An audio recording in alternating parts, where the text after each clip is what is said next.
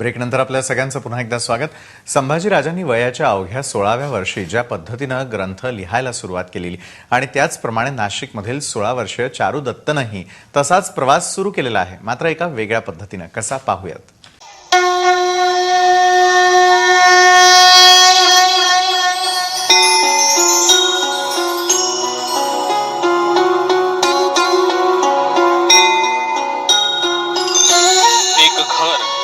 अभंग राहतात, एक घर जिथे वेद सर्वत्र दिसतात, एक घर जिथे ज्ञानोबा तुकोबांच्या ओव्या राहतात, एक घर जिथे अभंगांच्या भिंती आहेत, एक घर जिथे ओव्यांचं छत आहे.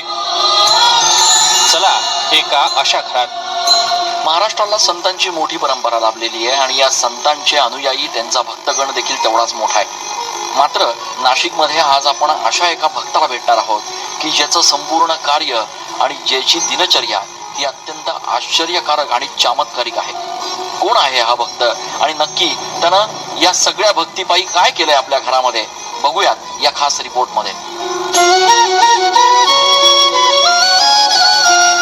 नाशिकमध्ये राहणाऱ्या थोरात कुटुंबाचं हे घर. या घराच्या भिंती, दरवाजे, स्वयंपाकघर, बेडरूम हे वेदांनी आणि मंत्रांनी भरून गेलंय. या घरात राहणारा 16 वर्षांचा चारू दत्त याला एक दैवी चमत्कारच म्हणावा लागेल. वयाच्या 10व्या वर्षांपासून तो फक्त लिहितो आणि लिहितोच आहे. असंख्य अवघड आणि सर्वसामान्यांच्या समजण्या पलीकडचे श्लोक, संतांची वचनं, ओव्या, अभंग, धर्मग्रंथ.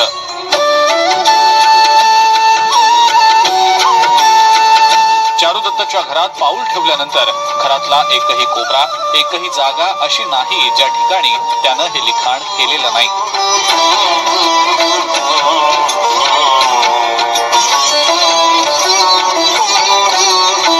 नाशिकमध्ये राहणाऱ्या आणि इयत्ता 10वी इतक्यात पास झालेल्या चारुदत्त थोरात याच्या घरात आपण प्रवेश केल्यानंतर जो काही नजारा आणि जे काही दृश्य आपल्याला बघायला मिळतं ते निव्वळ चमत्कारिक असंच म्हणावं लागेल.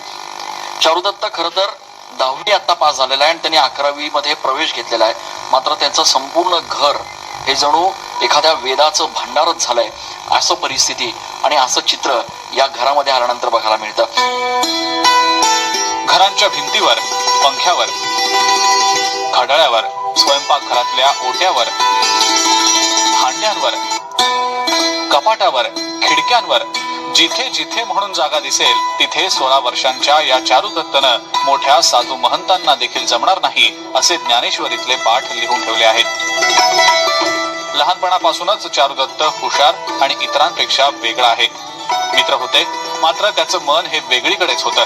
त्याला लहानपणापासूनच अभंग, कीर्तन, देवासंतांच्या गोष्टी ऐकायला आवडत असत.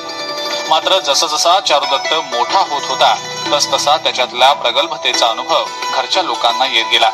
ज्या वयात मुलं कॉलेजच्या कट्ट्यावर बसून मजा करत असतात त्याच वयात चारू दत्त वेगवेगळ्या विषयांवरचे धर्मग्रंथ लिहितो आहे.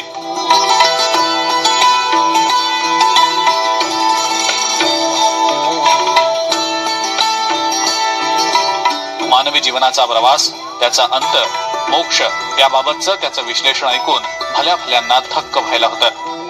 एवढ्या लहान वयात त्याला हे अगाध ज्ञान कसं प्राप्त झालं याचं कोडं न सुटणारं असल्याचं त्याचे आई वडील देखील सांगतात.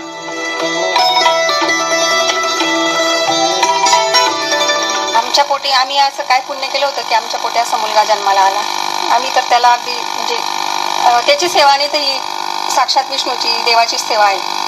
त्याचा अगदी म्हणजे खाण्यापासून तर अगदी छोट्या छोट्या गोष्टी सुद्धा म्हणजे एका कृष्णाच्या जशा खोळी होत्या तशा त्या, जसं यशोदा मैयाला कृष्णाची जसं म्हणजे अनुभव आलेला आहे तसा मला येतो. चारू दत्ताचं लिखाण हे गेल्या 2 ते 3 वर्षापासून या ठिकाणी घरात चालू आहे.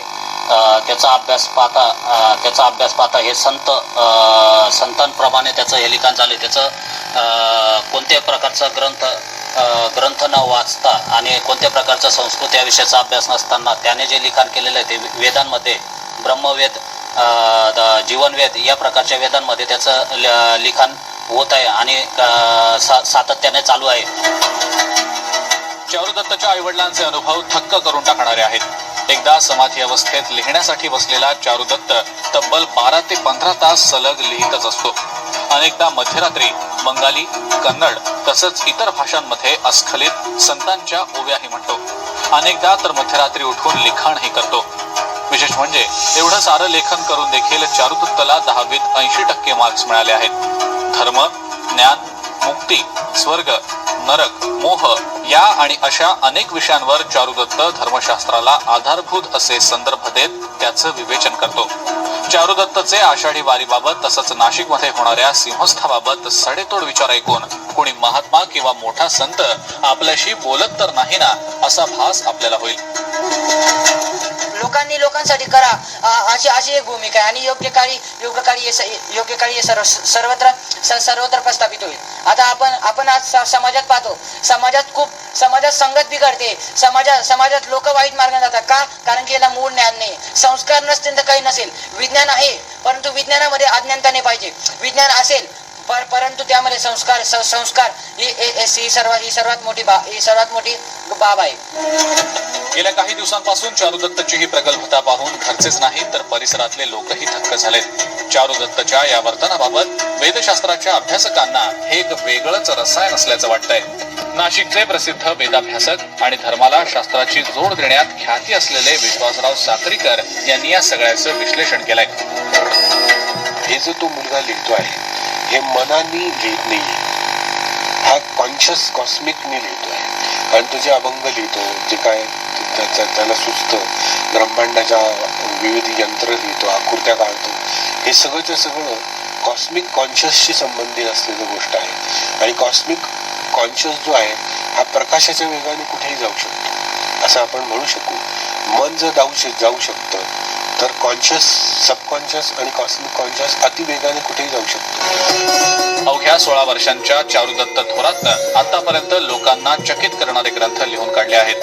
बरं, त्याचा लिहिण्याचा वेग बघून तो विचार कधी करतो, पाठांतर कधी करतो आणि लिहितो कधी असा विचार पाहणाऱ्यालाही पडावा. चारुदत्तनं आतापर्यंत सकलामृत ग्रंथ, सुमनामृत ग्रंथ, अशोकामृत ग्रंथ, जीवनवेद ग्रंथ, व्यथा ग्रंथ, चिंतन ग्रंथ, ब्रह्मवेद ग्रंथ, दत्तात्रय ग्रंथ आदी ग्रंथ लिहून काढले आहेत. तर सद्गुरु चक्र, शतसुख चक्र, अज्ञानम चक्र, तुलाश्रम चक्र, कर्मयोग चक्र अशा चक्रांची निर्मिती केली आहे. त्यामुळे चारुदत्तच्या या सगळ्या गोष्टींना चमत्कार म्हणावा का असा प्रश्न पडल्याशिवाय राहत नाही.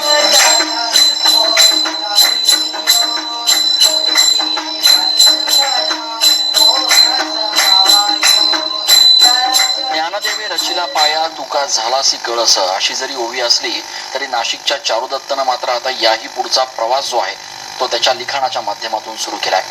चारुदत्ताचं संपूर्ण घर म्हणजे ज्ञानाचं एक मोठं भंडार झालंय. या क्षेत्रातल्या तज्ज्ञांनी आता या सगळ्या गोष्टींचा नीट अभ्यास करून समाजाला याच्यामधनं काय बोध देता येईल त्याबाबत प्रयत्न करण्याची गरज आहे.